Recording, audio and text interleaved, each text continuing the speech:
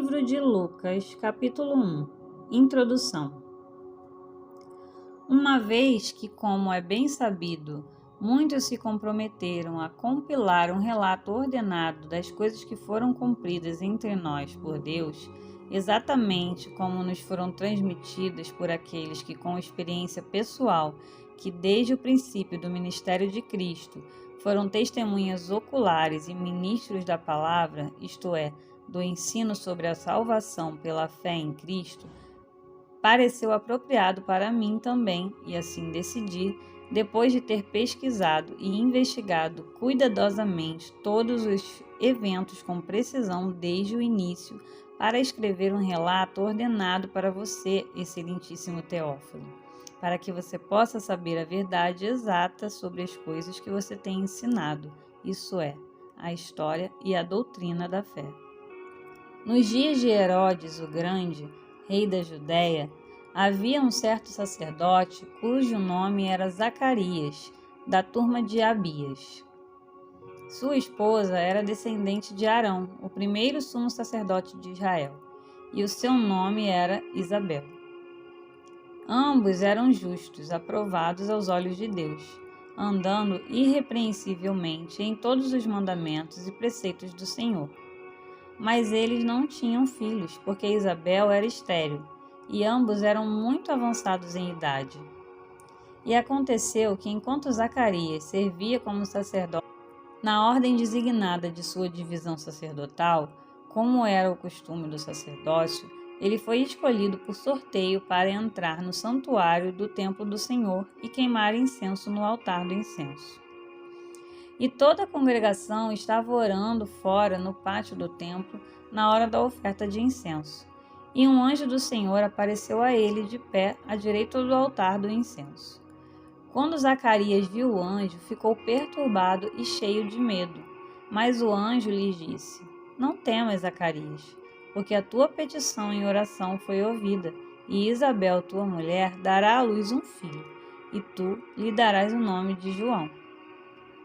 Terás grande alegria e deleite, e muitos se alegrarão com o seu nascimento, porque ele será grande e distinto aos olhos do Senhor, e nunca beberá vinho ou bebida alcoólica, e será cheio e capacitado para agir pelo Espírito Santo ainda no ventre de sua mãe. Ele converterá muito dos filhos de Israel do pecado para amar e servir o Senhor seu Deus.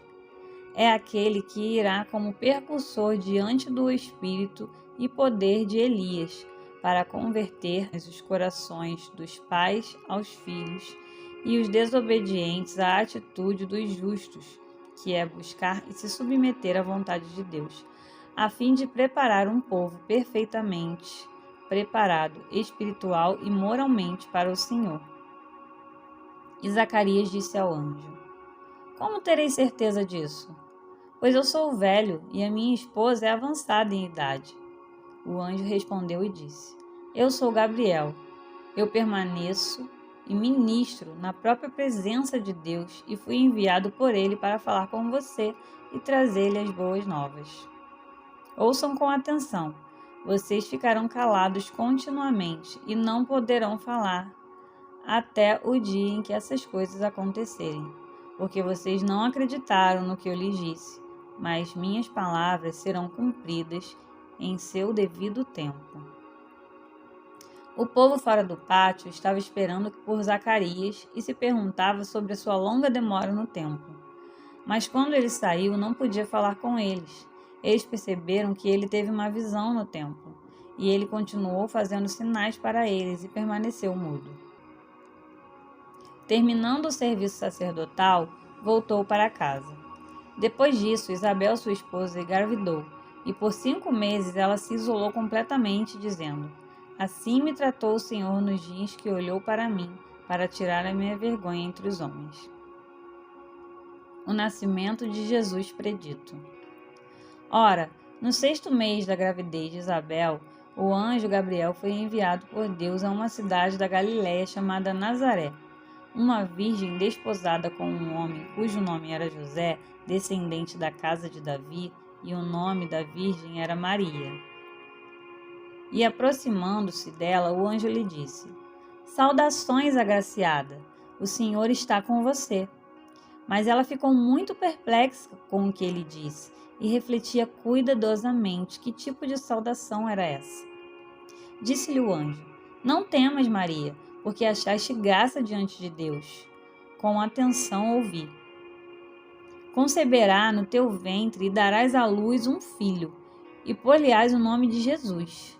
Ele será grande e eminente e será chamado Filho do Altíssimo. O Senhor Deus lhe dará o trono de Davi, seu pai, e reinará eternamente sobre a casa de Jacó, Israel, e o seu reino não terá fim. Maria disse ao anjo: Como será isso, visto que sou virgem e não tenho intimidade com homem algum? Então o anjo lhe respondeu: Descerá sobre ti o Espírito Santo e o poder do Altíssimo te cobrirá com a sua sombra, como uma nuvem. Por essa razão, a criança santa, pura, sem pecado, será chamada de Filho de Deus. E escuta, até mesmo Isabel, tua parenta, concebeu um filho em sua velhice, e aquela que era chamada estéril está agora no seu 6º mês. Pois para Deus nada é ou jamais será impossível. Então Maria disse: Eis aqui a serva do Senhor, faça-se em mim segundo a tua palavra. E o anjo a deixou. Maria visita Isabel. Nesse momento, Maria levantou-se e correu para a região montanhosa para uma cidade de Judéia. Ela entrou na casa de Zacarias e saudou Isabel. Quando Isabel ouviu a voz de Maria, seu bebê saltou em seu ventre, e Isabel foi cheia do Espírito Santo e capacitada por ele. Ela exclamou em alta voz: Bendito, digno de ser louvado, és tu entre as mulheres, e bendito é o fruto do seu ventre. E como me aconteceu que a mãe do meu Senhor quis vir a mim? Pois eis que uma voz da sua saudação chegou aos meus ouvidos. A criança saltou de alegre em meu ventre. E bem-aventurada espiritualmente, afortunada e favorecida por Deus, aquela que acreditou e confiou com confiança que haveria um cumprimento das coisas que lhe foram ditas pelo anjo enviado da parte do Senhor. E Maria disse: A minha alma engrandece e exalta o Senhor, e o meu espírito se alegrou em Deus, meu Salvador, pois ele olhou com cuidado amoroso para o estado humilde de sua serva. Pois eis que de agora em diante todas as gerações me considerarão bem-aventurada, feliz e favorecida por Deus, porque o Poderoso me fez grandes coisas. E santo é o seu nome, para ser adorado em sua pureza e majestade. E é misericórdia sobre a geração após geração, para com aqueles que têm grande amor e temor a Deus e o temem. Ele fez grandes feitos com seu braço poderoso. Ele dispersou aqueles que eram orgulhosos nos pensamentos de seus corações. Ele derrubou governantes de seus tronos. Ele exaltou os humildes. Ele encheu de bens os famintos e mandou embora os ricos de mãos vazias. Ajudou o seu servo Israel.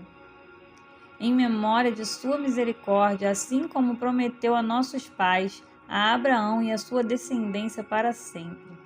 E Maria ficou com Isabel cerca de 3 meses e depois voltou para sua casa. João nasceu. Chegou a hora de Isabel dar à luz, e ela deu à luz um filho. Seus vizinhos e parentes ouviram que o Senhor tinha mostrado sua grande misericórdia para com ela, e eles se alegraram com ela.